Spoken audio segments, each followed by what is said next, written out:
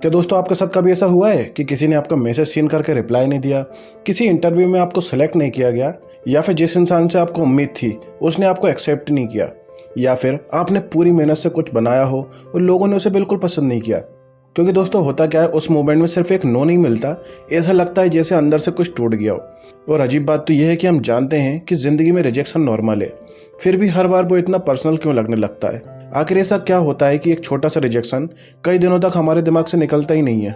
और रिजेक्शन का सबसे बड़ा असर उस इंसिडेंट से नहीं होता, बल्कि उसके बाद शुरू होने वाली हमारी इनर कॉन्वर्सेशन से होता है। जैसे ही कोई हमें रिजेक्ट करता है, हमारा माइंड तुरंत हमसे सवाल पूछना शुरू कर देता है, क्या मुझ में कमी है, क्या मैं अच्छा नहीं हूँ, या फिर मैं इनफ नहीं हूँ। और धीरे धीरे हम एक सिचुएशन को अपनी पूरी आइडेंटिटी से जोड़ देते हैं। जबकि सच ये है कि किसी एक जगह रिजेक्ट होना आपकी वैल्यू तय नहीं करता, वो सिर्फ एक सिचुएशन का रिजल्ट होता है। साइकोलॉजिस्ट डॉक्टर गाय विंच, जिन्होंने इमोशनल पेन पर सालों तक रिसर्च करी है, वो कहते हैं कि रिजेक्शन के बाद इंसान का सबसे बड़ा दुश्मन कोई दूसरा इंसान नहीं होता, बल्कि उसका अपना माइंड होता है। क्योंकि हमारा जो ब्रेन होता है ना, वो बार बार उसी इंसिडेंट्स को रिपीट करता रहता है। वो हर डिटेल को याद रखता है, हर कॉन्वर्सेशन को दोबारा चलाता है, और बार बार वो ये सोचता है कि काश मैंने ऐसा कहा होता, काश मैंने वैसा करा होता। और इसी की वजह से ओवर थिंकिंग होती है, जो कि उस पेन को और लंबा कर देती है।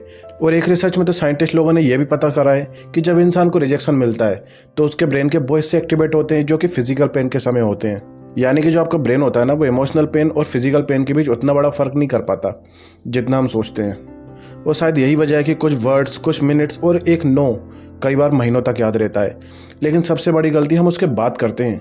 हम रिजेक्शन को फीडबैक की तरह नहीं, बल्कि फाइनल वर्डिक्ट की तरह देखते हैं।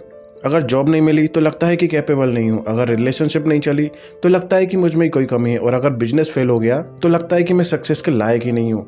और धीरे धीरे ये सिचुएशंस आपकी पूरी पर्सनालिटी पर हावी हो जाती हैं। लेकिन साइकोलॉजी के अकॉर्डिंग यहाँ पर एक अलग नज़रिया आता है। हर रिजेक्शन के पीछे सिर्फ एक एबिलिटी नहीं होती, आपकी टाइमिंग, सिचुएशन, एक्सपेक्टेशन, कॉम्पिटिशन और कई ऐसे फैक्टर्स होते हैं जिन पर अपना कंट्रोल होता ही नहीं है। फॉर एग्जाम्पल सोचो कि दो क्वालिफाइड लोग हैं और दोनों ने सेम ग्रेजुएशन करी है और दोनों ने जॉब के लिए अप्लाई भी किया है, लेकिन सिलेक्ट सिर्फ एक ही इंसान होगा। लेकिन इसका मतलब ये नहीं कि दूसरा इंसान टैलेंटेड नहीं है। इसका मतलब सिर्फ इतना सा है कि उस समय कंपनी को कोई दूसरा ऑप्शन ज़्यादा सूटेबल लगा। और यही बात रिलेशनशिप में भी लागू होती है। हर इंसान की प्रायोरिटीज़, पर्सनैलिटीज़ और एक्सपेक्टेशन अलग होती है। अगर कोई आपको एक्सेप्ट नहीं कर रहा तो इसका मतलब ये नहीं कि आप वैल्यूएबल नहीं हो। इसका मतलब सिर्फ इतना सा है कि आप दोनों एक दूसरे के लिए सही मैच नहीं हो। लेकिन हमारा माइंड इस सिंपल से रियलिटी को एक्सेप्ट नहीं कर पाता, बल्कि उसे एक पर्सनल अटैक की तरह ले लेता है। अब एक और रीज़न आता है रिजेक्शन, जो कि काफ़ी दर्द देता है। हम अक्सर अपनी जो सेल्फ वर्थ होती है ना, उसको रिजल्ट से जोड़ देते हैं। जब रिजल्ट अच्छा आता है तो कॉन्फिडेंस बढ़ जाता है, जब रिजल्ट खराब आता है तो हमें लगता है कि हमारी वैल्यू ही कम हो गई है।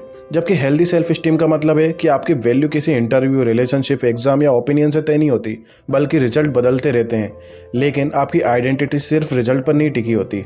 अगर आप नोटिस करेंगे तो पाएंगे कि दुनिया के लगभग हर सक्सेसफुल इंसान की कहानी में रिजेक्शन जरूर आया है। कई राइटर्स की बुक शुरुआत में रिजेक्ट हुई थी, कई एक्टर्स को बार बार ऑडिशन देने पड़े थे, कई एंटरप्रेन्योर्स को तो इन्वेस्टर ही नहीं मिलते थे। लेकिन फ़र्क सिर्फ इतना था कि उन्होंने रिजेक्शन को अपनी आइडेंटिटी नहीं बनने दिया। उन्होंने इसे इन्फॉर्मेशन की तरह लिया, इमोशंस की तरह नहीं।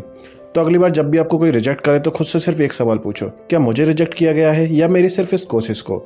और इन दोनों बातों में बहुत बड़ा फ़र्क है। एक आपकी पहचान पर हमला करता है तो दूसरा सिर्फ एक एक्सपीरियंस होता है, और ज़्यादातर मामलों में दूसरा ही सच होता है। इसलिए याद रखो, रिजेक्शन का दर्द हमेशा रहेगा, क्योंकि हम इंसान हैं। लेकिन उस दर्द का मतलब क्या निकालना ये पूरी तरह से हमारे हाथों में होता है। लेकिन उस दर्द का मतलब क्या निकालना ये पूरी तरह से आपके हाथों में होता है, क्योंकि ये आपके हाथों में होता है कि आपको अपनी कहानी का एंड कैसे लिखना है। क्योंकि दोस्तों, कई बार जिंदगी का सबसे अच्छा यस कई बार मिली हुई नो के बाद आता है।